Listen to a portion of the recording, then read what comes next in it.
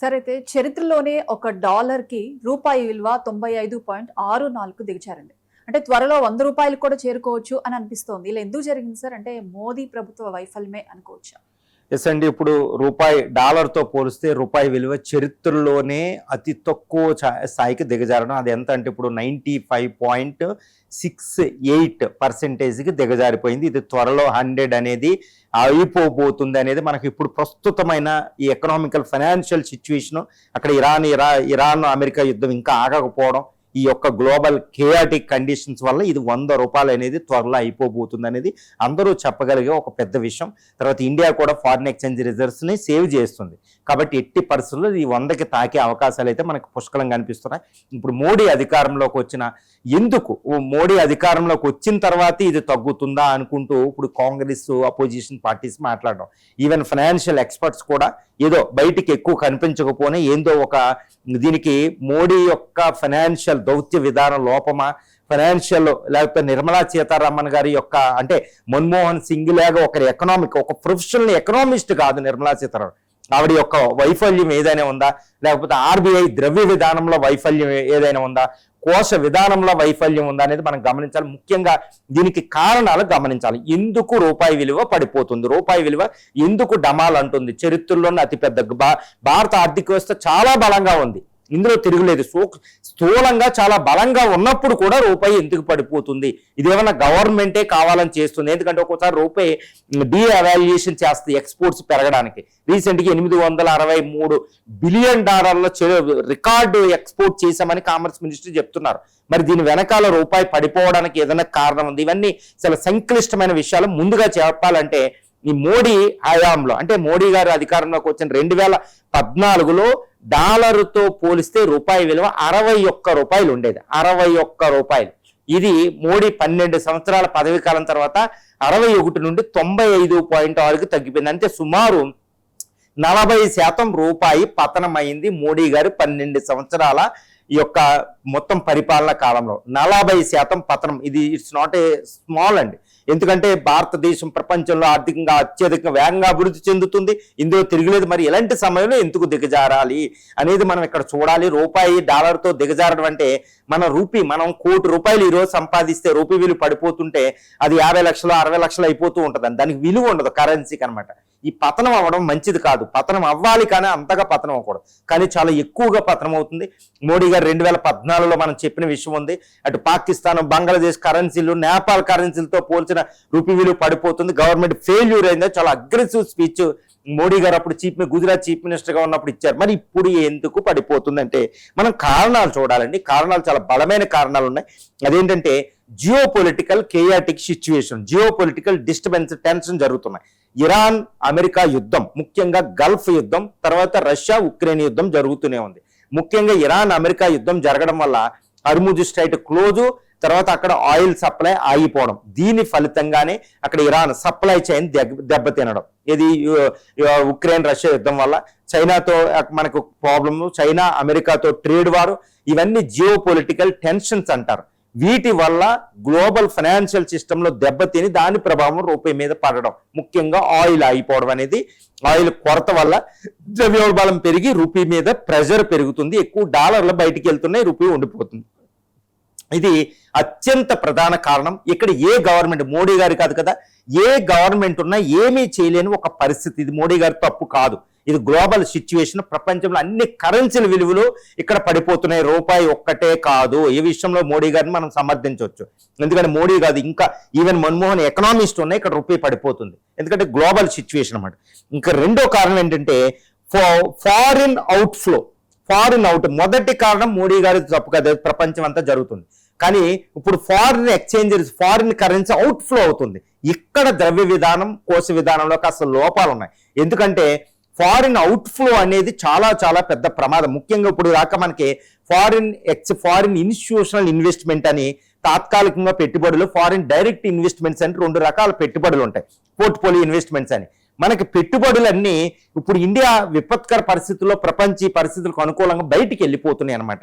ఇప్పుడు ఆల్మోస్ట్ ఈ ఫైనాన్షియల్ ఇయర్లోనే యుద్ధం మొదలయ్యాక కొన్ని బిలియన్స్ ఆఫ్ డాలర్స్ బయటికి వెళ్ళిపోయినాయండి. ఇది రూపీ మీద ప్రెజరు, తర్వాత మన డాలర్లు మన ఇండియాలో అవైలబిలిటీ అనేది తగ్గించేస్తుంది. కాబట్టి రూపీలు డాలర్లు ఇంపోర్ట్ చేసుకోవడానికి ఎక్కువ డాలర్లు మన రూపీలు ఎక్కువ పెట్టుకోవడం వల్ల ఇది మన డాలర్ బలపడి రూపీ బలహీన పడింది అనమాట.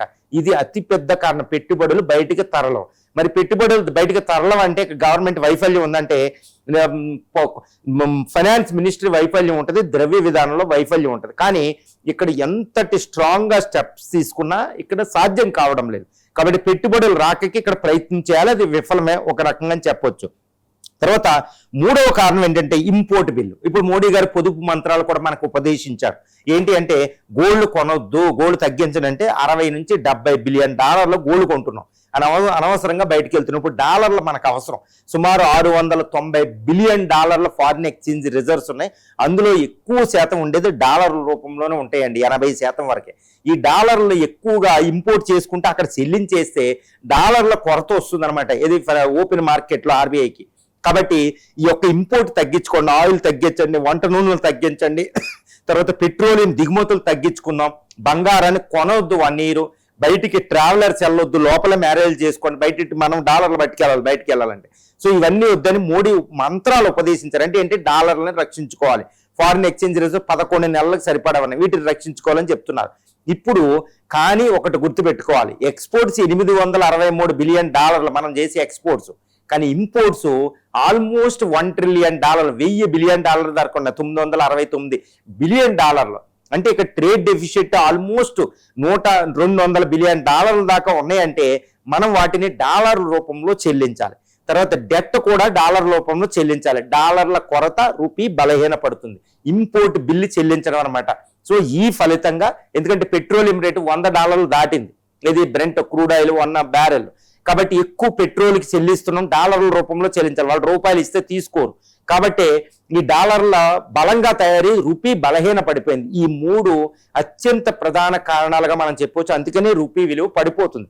మనం గ్రోత్ ఎంతైనా ఉండొచ్చు, వరల్డ్ ఫాస్టెస్ట్ గ్రోయింగ్ ఎకానమీ, మనం 4th లార్జెస్ట్ అయిపోయి ఇప్పుడు 6వ స్థానంలోకి పడిపోయాం కూడా. ఇది ఎక్కడా కూడా మనకి మెయిన్ స్ట్రీమ్ మీడియాలో మనకు కనపడడంలా. ఒకప్పుడు ఇదే మోడీ గారు 4వ స్థానానికి వచ్చేసాం ప్రపంచంలో ఆర్థిక వ్యవస్థలు అన్నారు, కానీ ఇప్పుడు 6వ స్థానానికి పడిపోయింది. ఎందుకంటే రూపీ విలువ పడిపోయింది. గత యుద్ధం మొదలైన తర్వాత అత్యంత పెద్ద పరిణామం ఏంటంటే రూపీ బలహీన పడడం వల్ల 4వ స్థానానికి ఎగబాకిన ఏది ఇండియా, ఎవరి వెనకాల అమెరికా, చైనా, జర్మనీ తర్వాత ఉండి జపాన్ అధిగమించిన దేశం. గత ఇరాన్ యుద్ధం మొదలైన తర్వాత మళ్ళీ జపాన్ వీటికి వెనక్కి వచ్చేసాం. వెంటనే ఇప్పుడు 6వ స్థానం మళ్ళీ యూకే పైకి వెళ్ళిపోయింది. ఇది అత్యంత ప్రధానమైన విషయం. అంటే రూపీ బలహీన పడడం వల్ల అంత నష్టాలు ఉంటాయి. రూపీ బలహీన పడుతుంటే మన మార్కెట్లో కాన్ఫిడెన్స్ కూడా దెబ్బతింది. ఇప్పుడు పెట్టుబడి వాళ్ళు వెనక్కి వెళ్ళిపోతున్నారు. సో చాలా పెద్ద ప్రమాదం రూపీ పడడం. రూపీ విలువ పడిపోవడం అనేది మనం ఎక్స్పోర్ట్స్ పెంచుకోవడానికి మాత్రం ఉపయోగపడుతుంది. కాబట్టి కామర్స్ మినిస్ట్రీ చెప్తున్నారు, అతిపెద్ద వరల్డ్ మనం ఇండియాలోనే ఒక రికార్డెడ్ ఎగుమతులు చేస్తున్నాం. రూపీ విలువ పడిపోయినప్పుడు ఎగుమతులు ఆటోమేటిక్గా వెళ్తాయి, దాని గొప్పగా కాదు, కానీ రూపీ బలహీన పడిపోతుంది. ఇది ఇండియా ఆర్థిక వ్యవస్థకి మంచిది కాదు. ఇండియా గ్రేడ్ ఏంటి, ఇండియన్ ఎకానమీకి ఉన్న ఒక గ్రేడ్ కూడా తటస్థంగా ఉండిపోయింది. మూడీ చెప్తుంది ఎట్టి పరిస్థితుల్లో గ్రోత్ రేట్ కూడా 1% పడిపోబోతుంది అని. సో ఇలా రూపీ పడిపోతూ ఉంటే అది మంచిది కాదు. కాబట్టి ఆర్బీఐ ఏం చేయాలి, మరి ఫైనాన్స్ మినిస్టర్ ఆర్బీఐ ఏం చేయాలంటే, ఫైనాన్స్ మినిస్టర్ నిర్మలా సీతారామన్ వైఫల్యం ఉందా అంటే, ఇప్పుడు ఇలాంటి టైంలో వచ్చినప్పుడు నిర్మలా సీతారామన్ గారు మంచిగా చేస్తున్నారా లేదా అనేది క్వశ్చన్ కాదండి. అక్కడ ఒక ప్రొఫెషనల్ ఎకనామిస్ట్ ని పెట్టాలి. ఎందుకంటే ఫారిన్ అఫైర్స్ చూడండి చాలా బలంగా ఉంది ఇండియా, ఎందుకంటే ప్రొఫెషనల్ ఒక ఎక్స్పర్ట్ ని తెచ్చిపెట్టారు ఎస్ జయశంకర్ గారు. అలాగే ఒకప్పుడు సరైన టైంలో మన్మోహన్ గారిని పివి నరసింహారావు గారు తీసుకొచ్చినప్పుడు ఇప్పుడు ఇంకా పెద్ద టాప్ మోస్ట్ ఒక ఎకనామిస్ట్ ని ఫైనాన్స్ మినిస్టర్ గా పెట్టడం వల్ల ఈ పెట్టుబడిదారులో ఇప్పుడు కూడా ఎకానమీని స్పెక్యులేషన్ నిర్ధారిస్తూ ఉంటది అనమాట నమ్మకం. ఈ ట్రస్ట్ ని ఎస్టాబ్లిష్ చేయడం నిర్మలా సీతారామన్ గారి ప్లేస్ లో ఒక ప్రొఫెషనల్ ఎకానమీని పెట్టడం వల్ల చాలా ప్రయోజనం ఉంటుంది. ఇక ఆర్బీఐ శక్తికాంత దాస్ అద్భుతంగా పనిచేస్తున్నారు, తిరుగులేదు. కాబట్టి ద్రవ్య విధానం, కోశ విధానం ఇంకా పటిష్టంగా తయారవ్వాలి. ముఖ్యంగా ఆర్బీఐ దగ్గర 690 బిలియన్ డాలర్ల ఇది ఉందండి మనకి ఫారిన్ ఎక్స్చేంజ్ రిజర్వ్స్.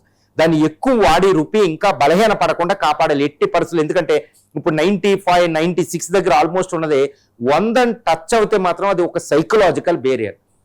రూపాయలు, $1కి $100 అయిపోతే అది ఒక సైకలాజికల్ బ్యారియర్ అంటారు. ఇంకా రెడ్ లైన్ మనం లక్ష్మణ్ రేఖను దాటితే మన ఇండియా నుంచి ఇంకా ఎక్కువ పెట్టుబడులు తరిగిపోతే అది చాలా పెద్ద ప్రమాదం. కాబట్టి ఇమ్మీడియట్ గా మనం చేయాల్సింది ఏంటంటే ఇప్పుడు మోడీ గారు చెప్పినట్టు గోల్డ్ ఇంపోర్ట్ తగ్గించుకోవడం, ఆయిల్ బిల్లును తగ్గించుకోవడం, ఇవన్నీ వెంటనే చేయాలి. అంత ఈజీగా చెప్పలేదు మోడీ గారు కూడా.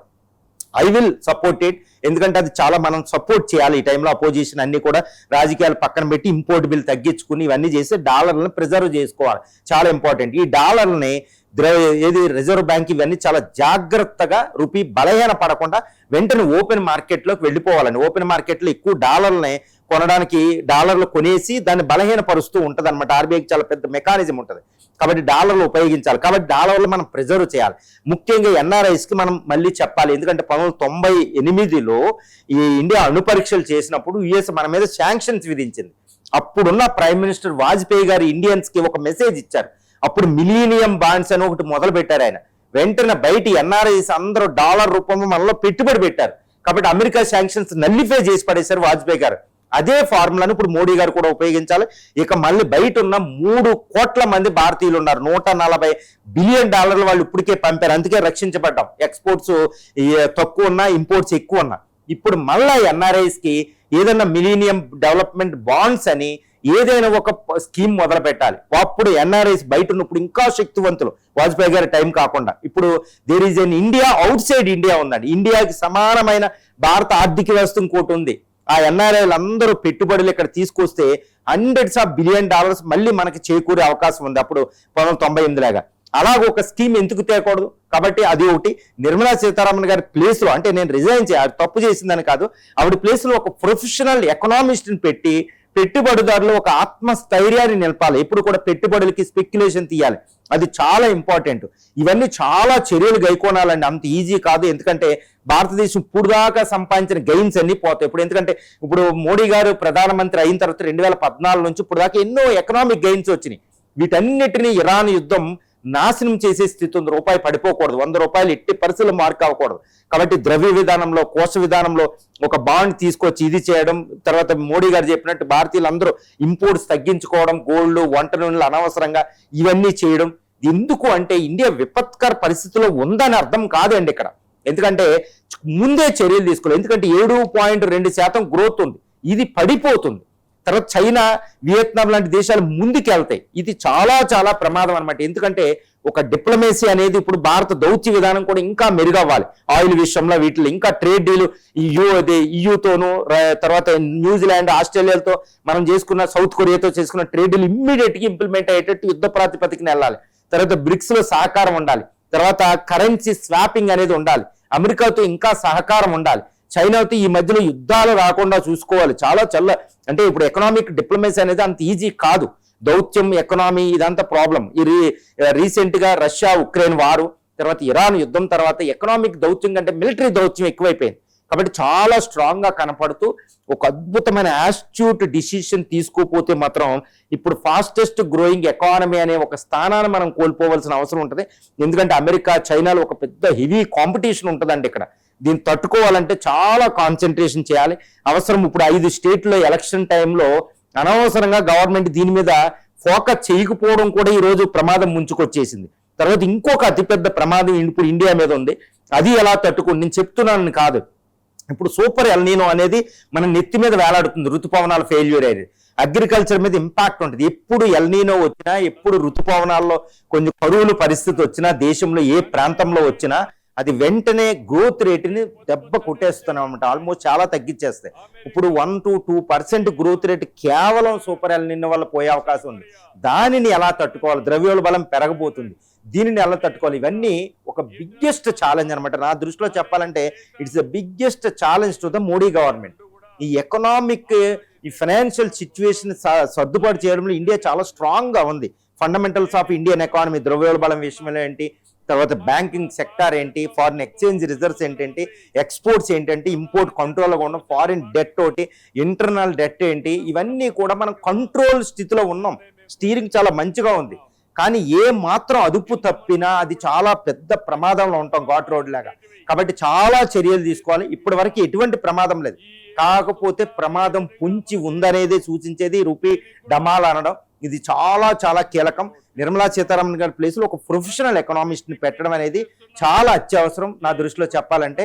తర్వాత డాలర్లను కాపాడడానికి ప్రతి భారతీయుడు ఉండాలి. వాజ్పేయి పెట్టినట్టు నేను ఒక మిలీనియం డెవలప్మెంట్ బాండ్ లాగా ఒక పెద్ద స్కీమ్ పెట్టడం వల్ల ఎన్ఆర్ఐస్ కూడా హెల్ప్ చేయగలుగుతారు. ఇంకా ఫారిన్ ఇన్స్టిట్యూషనల్ ఇన్వెస్ట్మెంట్ రావడం వల్ల ఇప్పుడు మనం డాలర్లు పోగేసుకోవాలి. అదే మన ముందున్న తక్షణ కర్తవ్యం.